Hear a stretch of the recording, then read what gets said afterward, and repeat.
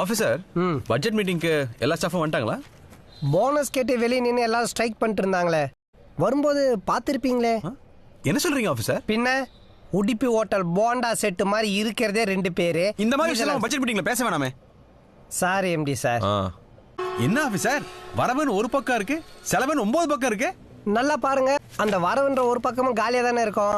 உங்க மனசு கஷ்டப்படக்கூடாதுன்னு அதை ஃபைலா போட்டு வச்சிருக்கேன். ஆஃபீஸர், கடந்த 5 வருஷமா மட்டும் நம்ம சேனலோட நிதி நிலைமை இவ்வளவு மோசமா இருக்கே, அதுக்கு என்ன காரணம் நான் தெரிஞ்சுக்கலாமா? ஃபார் யுவர் கைண்ட் இன்ஃபர்மேஷன், நம்ம சேனல் ஆரம்பிச்சு 5 வருஷம் தான் ஆகுது. ஓஹோ. அது மட்டும் இல்லாம மற்ற சேனலுக்கெல்லாம் விளம்பரம் வருது.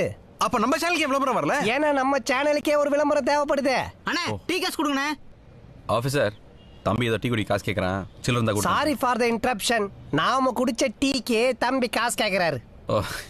தம்பி, இங்க பட்ஜெட் மீட்டிங் போயிட்டு இருக்கு, நீங்க போயிட்டு அப்புறம் வர முடியுங்களா? சும்மா உட்காந்து வெட்டியா தானே பேசிட்டு இருக்கீங்க, என்ன கலாய்க்கிறீங்களா? இருங்க ஓனர்ட்ட சொல்றேன். தம்பி தம்பி தம்பி தம்பி தம்பி கம்மிங் டு தி பாயிண்ட்.